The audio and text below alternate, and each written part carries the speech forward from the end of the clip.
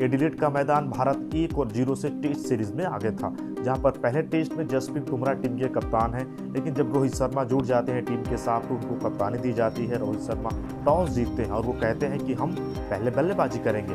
उसके बाद भारत जब बल्लेबाजी के लिए आता है तो डर था कि पिंक बॉल में भारत कैसे खेलेगा।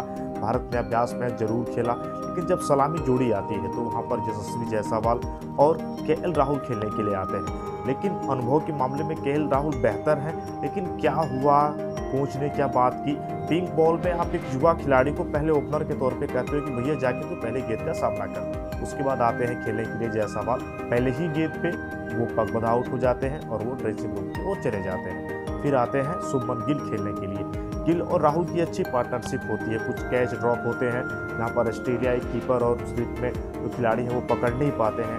उसके बाद पार्टनरशिप अच्छी होती है, लेकिन केएल राहुल और शुभमन गिल के विकेट के बाद जो भारतीय टीम जिस तरीके से धराशायी हो जाती है। फिर आते हैं खेलने के लिए किंग कोहली, और किंग कोहली का इतना बड़ा नाम है कि लोग यही आस लगा बैठे थे कि अगर इसमें शतक बना देते हैं तो सर डॉन ब्रैडमैन के रिकॉर्ड को वो तोड़ेंगे।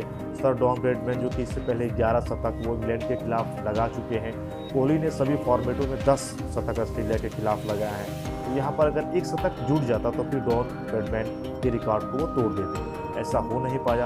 विराट कोहली लगातार आप पहले टेस्ट में भी देखें तो इसी तरीके से आउट हुए थे।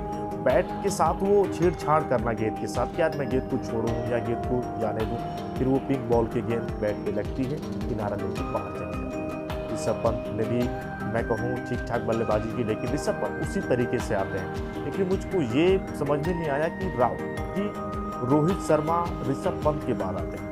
ऋषभ पंत को आप रोहित शर्मा से पीछे भी भेजेंगे तो उसी तरीके की बल्लेबाजी करते हैं। रोहित शर्मा के विकेट पे आना, मात्र 3 रन बनाना, डिफेंसिव मूड में थे वहाँ पर रोहित शर्मा। ऐसा लग रहा था कि वो समय बिताने वाले हैं। लेकिन क्रिकेट की बात करें तो टेस्ट क्रिकेट में कुछ पारियों को छोड़ दे तो रोहित शर्मा ने कभी वैसी क्रिकेट नहीं खेली। लेकिन अब हम बात करते हैं भारत की, तो भारत 180 रनों पर आ रहे हैं।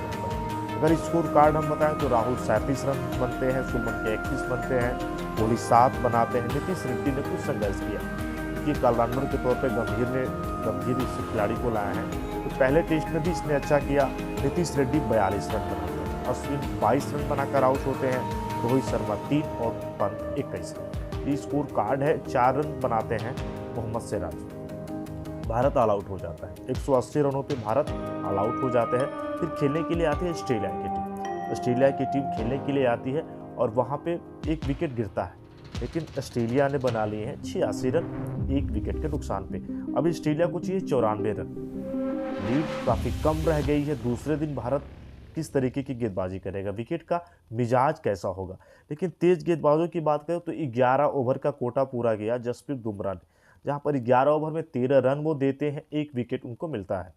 लेकिन उनके बाद जो जिस तरीके से गेंदबाजी जसप्रीत बुमराह की है, क्या उनके बाद जो भी खिलाड़ी थे उनने वो सहयोग नहीं किया, वरना विकेट कुछ गिरते, कुछ कैच भी ड्रॉप हुए। लेकिन मोहम्मद सिराज उस तरीके की गेंदबाजी नहीं कर पा रहे हैं जैसे मोहम्मद शमी किया करते थे। और मोहम्मद शमी एक छोर पर गेंदबाजी करते थे, दूसरे छोर पे जसप्रीत बुमराह की गेंदबाजी, तो जो विपक्षी खेमा है ना उसमें खलबली सी मच जाती थी कि कैसे हम खेलें इन तेज गेंदबाजों को। मैं कहूँ कि एक सीम बॉलर थे मोहम्मद शमी, लेकिन उनको टीम में जोड़ा नहीं गया।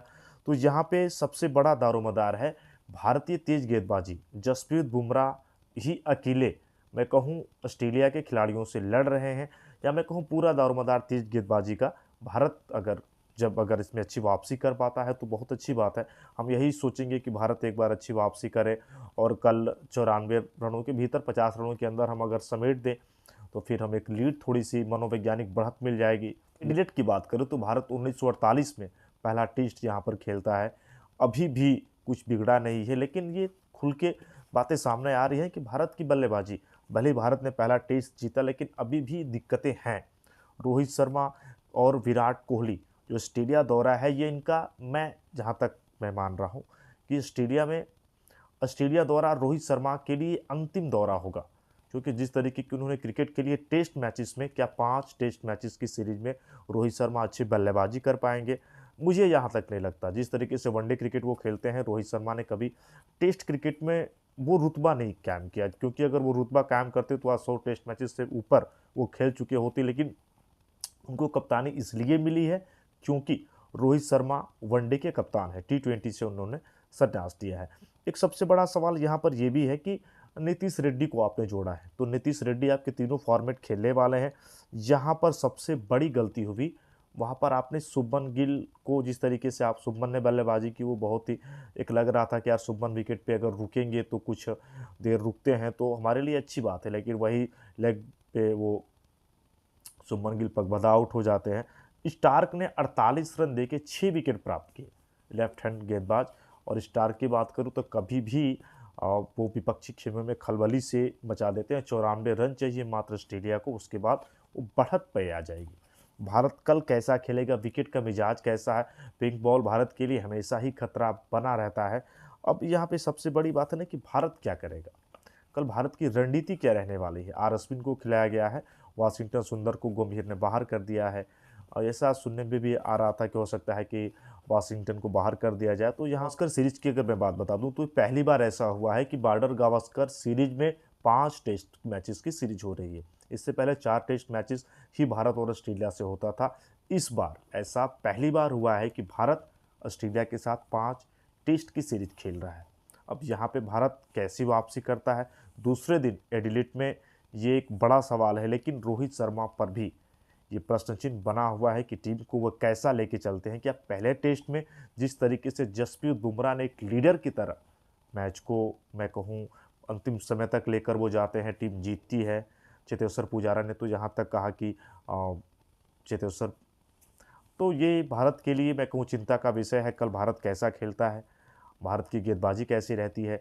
फिर मोहम्मद सिराज को वापसी करनी पड़ेगी क्योंकि बुमराह पे काफ़ी वर्कलोड बढ़ गया है और इसके चलते वो अपना प्रदर्शन नहीं कर पा रहे। खेलों की खबरों के लिए आप हमारे साथ जुड़े, बताइएगा मेरा वीडियो कैसा लगा। जय